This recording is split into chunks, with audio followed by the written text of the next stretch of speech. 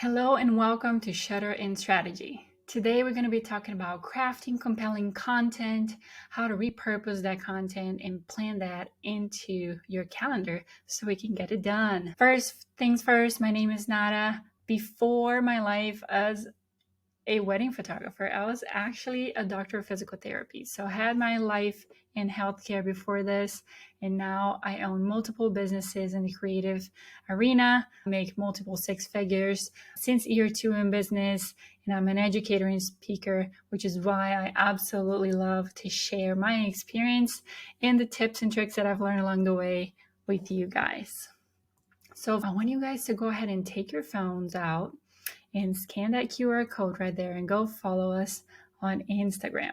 We are going to be giving you guys lots of tips and tricks and help you along the way as you build your business. My mission in life is really to make you fall in love with the business part of your business. And that's why we're going to be creating these webinars for you once a month so you can have some good strategies to be successful. So here are all the places you can find us on social media. We'd love to have you follow us along the way. What are we going to talk about today? We're going to cover a little bit about understanding the social media landscape and how you can target the population in specific formats for each one of those platforms. We're going to talk about creating original content, how to come up with the ideas, what do we do to make sure that we have enough content to put on our calendar. We're going to talk about repurposing that content for maximum reach and also planning your content, which becomes very important at the end once you have all those ideas, making sure that you understand how to plan them into your calendar. So why are you here? What made you want to join us? What made you want to look into this webinar information? Here are just some of my guesses. There's probably one or a few of these reasons of why you're here. Maybe you want to do this full time, but you don't want to get stuck on the creator hamster wheel, which can be very, very daunting. We know creating content can take time. It's very time consuming. So making sure that you have good strategies to be efficient when you do that becomes very important. And maybe you love creating systems and processes to make life easier. That's why I love doing this. I like making sure that things just run smoothly in my business, that I don't have to worry about little things. So creating processes and procedures for content creation becomes very important. Or you're willing to put in the work, but you need some direction and guidance. Again, that's why we're here. I'm here to help you out. So first things first, understanding that social media landscape and what goes into each one of the platforms. Each platform has its own little vibe. So think of them as islands, different places with different cultures, with different language, different things to eat. That's pretty much how it goes when it comes to the social media environment and the different platforms that are out there. So for example, Instagram is your visual paradise. That's where you're going to see a lot of visually pleasant content, things that are purposely put into that visual artistic feel to attract the consumers. TikTok is where the short videos reign. That's where short attention spam lives, and you want to be quick and you want to be entertaining and you want to be catchy. In Pinterest, you're going to see a combination of your visual content and quick tips. YouTube is the home of that long form content and so on. So making sure that you understand each one of those platforms becomes crucial when it comes to creating the content that's going to be placed on each one of them. So diving a little bit into the idea of same content, different delivery. For example, on Instagram, you're really going to embrace stories, reels, and lives. That's when you're going to look into behind the scenes, sneak peeks and some quick updates to give it to your audience. Reels are really good for allowing that creativity to shine. You can even be engaging and can be funny when you're creating those. And then on YouTube, for example, that's when we're going to dive a little bit more into storytelling. marketing. That's when you're going to create your tutorials. You're going to expand a little bit more on the behind the scenes. And you can even do a little bit of vlogging when it comes to content creation for YouTube. Also remember, YouTube is a search engine, a very powerful search engine. So optimizing your titles and your descriptions and your tags of your videos, it can be really helpful when it comes to putting content there to be found. Then you have other platforms like X and LinkedIn, where again are different cultures, different expectations. On LinkedIn, for example, you want to share your expertise. You can post some articles and work on some insights. And again, that's where thought leadership lives. So being aware of the differences between the platforms will help you create the ideal content to be placed in there. Let's talk about post frequency. So when you look into resources that talk about that post frequency, what we find is for Instagram, for example, the expectations are to post in there for 3 to 5 times a week. For YouTube, since it's a long form content, we are looking at it once a week post frequency. And when it comes to TikTok, it's every day. It's every day, baby. People are in there every day, sharing and entertaining, but being very quick with those interactions. What I want you to know is before you choose how you're going to plan this content and how you're going to schedule this content, I want you to stop.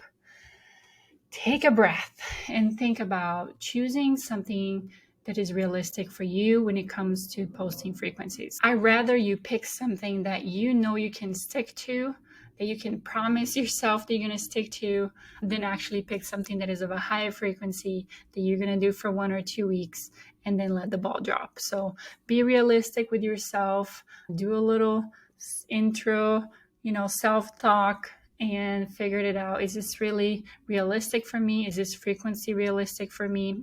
And I'm going to be able to stick to it. And that's the frequency of posting that I want you to choose for yourself. So you do you. Make sure that you, again, pick something where you can be successful. Being present and being consistent is way more important than following any kind of frequency that is suggested out there.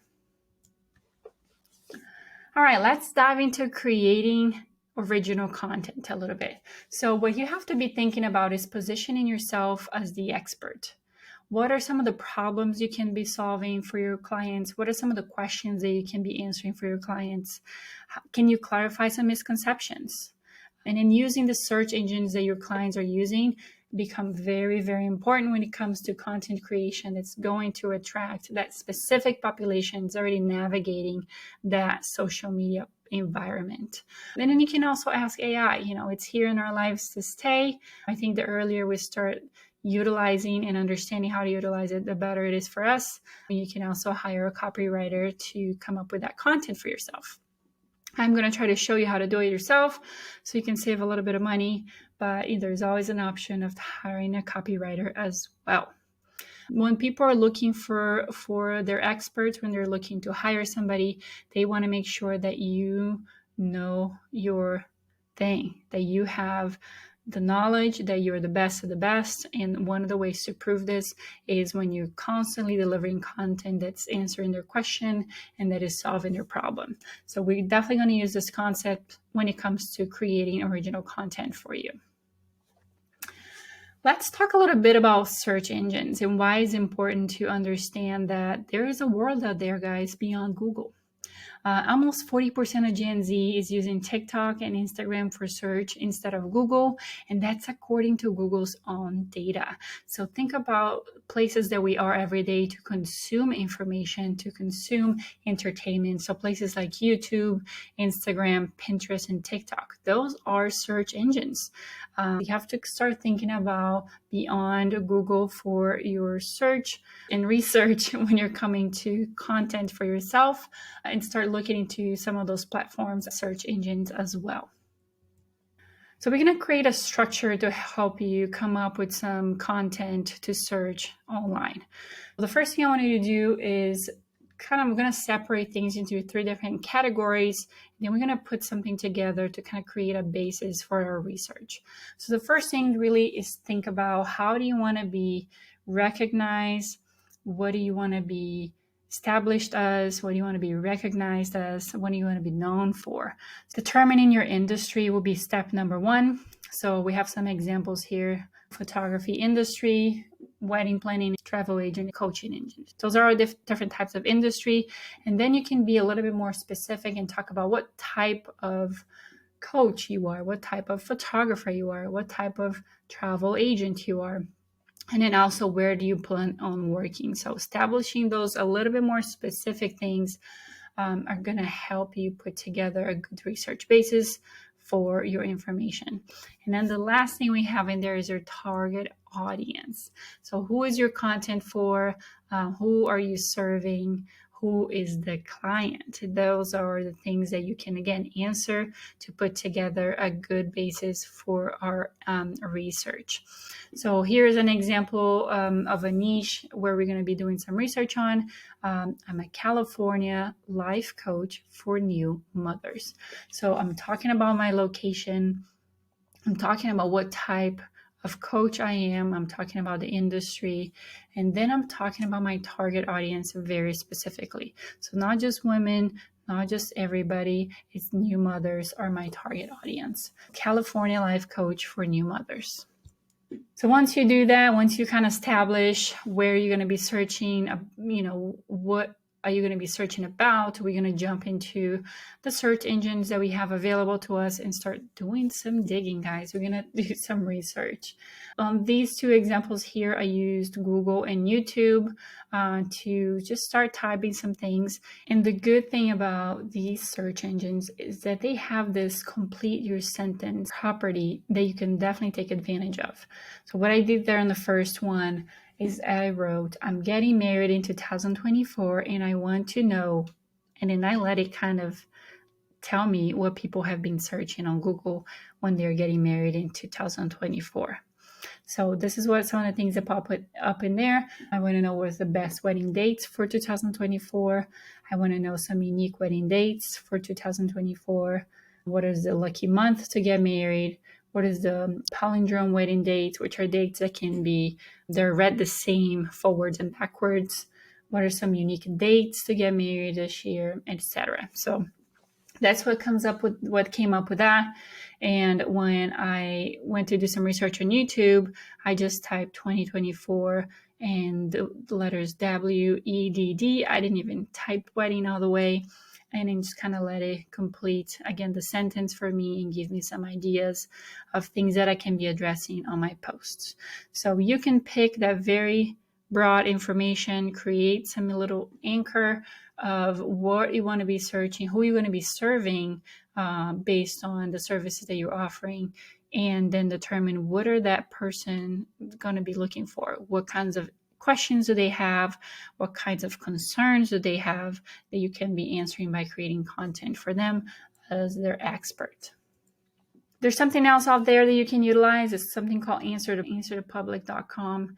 It is another search engine that can give you a lot of information on specific areas and terms. It basically combines a lot of what the results that you get and divide them into the what, when, where, how, can, and who kind of categories. So out of one little specific search, you can get, again, a lot of information and ideas for content. There is a paid version of this where you can get more data, but again, just things that you can utilize to start collecting some information. And then there's also guides and publications out there that can give you some information, again, in what kinds of things you can address as the expert. So for example, this is an article about 36 important questions to ask to ask your wedding photographer. Guess what? I have the answers to all those 36 questions, very important questions. So I can create at least 36 pieces of content around questions that are commonly asked by brides and grooms to their photographers. So there are lots of things out there that do have information you can utilize to create content. Repurposing content is what we're going to be talking about next, and that's when a lot of people get a little analysis paralysis and don't know what to do. But I want to guide you guys and make sure that you understand that you can start big and then break it down into smaller bites of content that you can then use in different platforms and kind of tweak to their specific styles to target that specific population. There's a lot that you can do when it comes to repurposing content. So let's dive in. There's some general types of content that first we need to kind of establish because it's going to help us with the planning process. So number one is content that you research. Those are things that we just talked about, some ideas based on questions or concerns that your clients might have and how you can address those. And those are really the best ones to schedule ahead of time. You can spread those really far out on your calendar and make sure that you have an easy access to content to pull from. And then number two is trending content. So some things that are going to be popping into Instagram and TikTok and YouTube, maybe a trending conversation. Maybe we're talking about what's going on with Taylor Swift this week, or maybe there's a new dance going on out there. And I know that's the part that makes us all cringe. We don't want to be in front of our phone doing any dances, but there's always something you can utilize to kind of jump into that trending content and expose your content to more people. It is important to pay attention. It is important to participate. You can utilize maybe the same music or concept to tweak it into your industry. And then number three are things that are fun. They're things that are outside of your niche, and maybe that's just you sharing a little bit of your vacation or something fun that you did for yourself this week. And that's, again, is important content to be in there. We know that people connect with you as a person, and they're more likely to consume services and products from people that they trust and they feel like they know and connect with. Next, we're going to talk a little bit about just format and mediums that you can utilize when it comes to creating your content. So social media platforms are obviously the ones that we think about the most, the ones that we know. Again, tailoring to the different audiences. Blogging is one that's very important and can create very good, long content that can be broken down into smaller portions. So tutorials, we can use photo series in there, and it can be helping drive traffic to your website and improve your SEO. So definitely a good format when it comes to content type. Next we have in there is video content, some behind the scenes tutorials. Again, even slideshows of photos can be put into a video format. It doesn't have to be you in your face all the time. Those are really good for YouTube and TikTok and even Instagram, and then can attract a more broad audience who might be interested in the photography business, for example, and you know, not specifically just the photography itself or the photo itself, but the process of being a photographer and understanding the business of a photographer and all that kind of stuff. And an email newsletter is the other option I have in there for you guys. So building an email list to share your latest projects with, any kinds of events or services that you're offering. And that becomes really important because now you're speaking to people that are actually interested in knowing what you have to say. At some point, they share their email with you, maybe in exchange for a freebie or in exchange for some information that you had, but they are now interested in what you have to say. This is a more targeted audience, a more warm audience than just throwing your content out there to everybody. So creating your own email newsletter, collecting those emails, become very crucial when it comes to you being able to sell your services to more and more people. Here are some of the most common repurposing strategies that are out there. There's obviously breaking down of long format content. So from a bigger, larger video or podcast episode or blog, you can break that down into smaller content pieces. You can convert blog posts into videos and podcasts. You can create infographics that can be used in different platforms. You can develop an email series that you can be sharing with your email list often. You can compile related posts into a guide. You can update and republish some old content. You can create a series of related posts, and you can also share the same subject, the same exact thing in just different platforms. So here's an example. Let's try to dig into a little bit more of that research and see what we come up with. So again, when I Googled earlier, I'm getting married in 2024 and I want to know ... Here are some of the things that came out. So I chose unique wedding dates to get married in 2024 as the subject that I wanted to explore a little bit. And out of that one main content line, I came up with a few other ideas just by brainstorming, just by thinking about what is related to that topic that I can be talking about. And I came up with 8 smaller topics. So for example, from unique wedding dates to get married in 2024, I came up with why do people choose unique dates, significance of getting married in a leap year, how much harder it is to book a venue and a vendor on those dates, list of unique dates for 2024 and 2025 in case they missed that this year. Looking at those dates that can be repeated backwards and forwards that people will love when it comes to wedding dates. Looking at what to consider when choosing a wedding date. How many weddings are projected to happen in 2024? Those are things people want to know. They want to know how that's going to influence their ability to have their own wedding. And then some maybe dates to avoid, maybe big events they want to try to avoid so people are not missing your wedding because they want to attend to. So from that one umbrella topic, we were able to come up with 8 smaller topics, which gives you at least 2 posts a week from that one research idea. So what I want you to do now is press pause on the workshop for a little bit. And I gave you an idea there. We typed 2024 wedding trends. And I want you to practice just writing down some ideas, just brainstorming ideas related to that topic. And let's see if you can come up with at least 8 different things to talk about when it comes to 2024 wedding trends. So press pause right now, write that list down, and then come back. All right, now that you've done that you've practiced that a little bit, let's look at another example together. From unique dates to get married in 2024, here are some examples of how you can repurpose that content by using strategy number 8, which means sharing that same subject, that same content in different platforms. So from one unique date to get married in 2024, first we're going to write a blog that's going to talk about all the unique dates to get married and why you should book them fast. And that's going to have some pictures of yours in there, and that's going to have a link to your gallery on your website. It's also going to have a CTA to check your availability for one of those dates. So you want to make sure that you put a lot of information in there so you can repurpose it as well. From that blog, we're going to create an email that's going to go out to your email newsletter. Are you getting married in 2024? Look at these fun dates. And then you're going to write an email that has a link to your blog that expands that content a little bit more. And maybe has a CTA to inquire with you about your availability.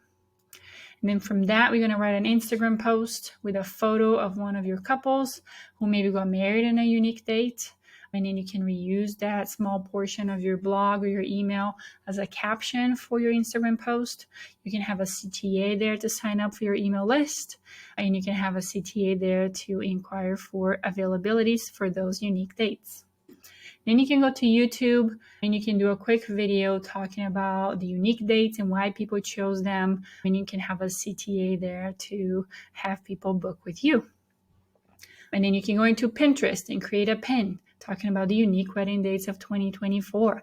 You can use some of your photos with some caption about those dates, and you're going to add a link to your blog. So we see how from one piece of information we have created now at least 5 different types of content that we can be using to reach out to more people out there by using different platforms. This next example here talks about strategy number 1, breaking down one long format content into smaller pieces. So the example here is what to consider when you're choosing your wedding date. So from that, we did a podcast episode, recorded with yourself with your colleague, talking about what is it that you want to consider, what are the things that you should think about, and you're going to use that episode. Maybe you can go live on YouTube at the same time, or maybe go live on Facebook or Instagram at the same time. And then you go to YouTube, long form video talking about the subject from your podcast episode. You jump into Instagram post, you break that video into several 15 to 30 second little reels, and you can share that with your audience. And then you go into your email newsletter, and you're going to write an email about what to consider when choosing your wedding date. And you have a link to your YouTube video in there, or to your reels on your Instagram, or even to your podcast. And then you're going to go into Pinterest, and you can do a 5 to 10 video pins series within using the same videos that you use for your YouTube short and the videos that you use for your Instagram. So we're picking one piece of content, and we're starting from a long form content and breaking it down into smaller pieces. So again, this is another 5 pieces of content that can be utilized to share with your audience. All right, so you did all this planning and you have all these great ideas. You came up with all kinds of topics, and now what? So first things first, if it's not written down, it will most likely not happen. I learned that a long time ago. When you have a plan for something, write it down. You're more likely to actually stay accountable for that because you have written down the steps to accomplish that goal. So we're going to do that. We're going to put all that great content that we came up with into our calendar. But first, let's just do a quick recap on the general types of content that we have out there. We have the content that we research, that is the best one for scheduling.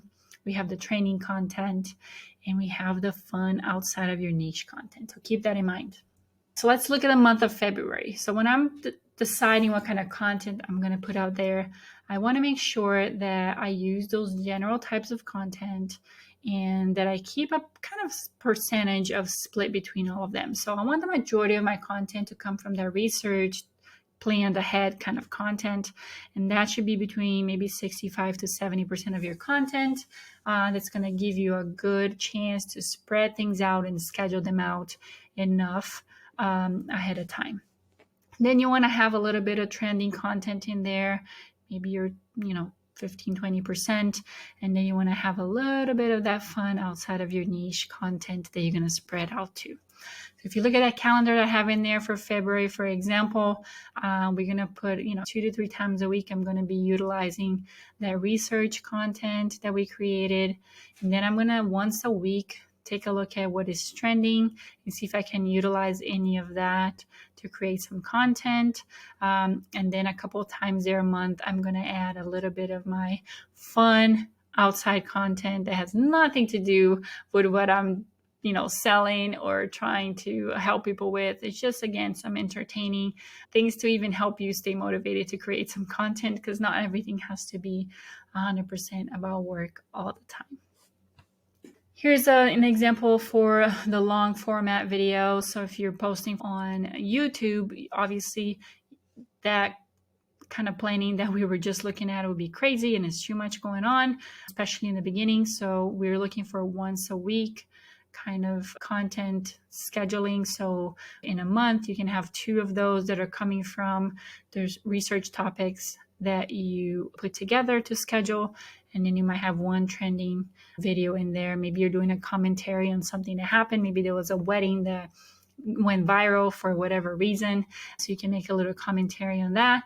And then one of your videos can be something a little bit more fun. Maybe you're sharing a vacation time that you have had with your family and some videos and comments about that.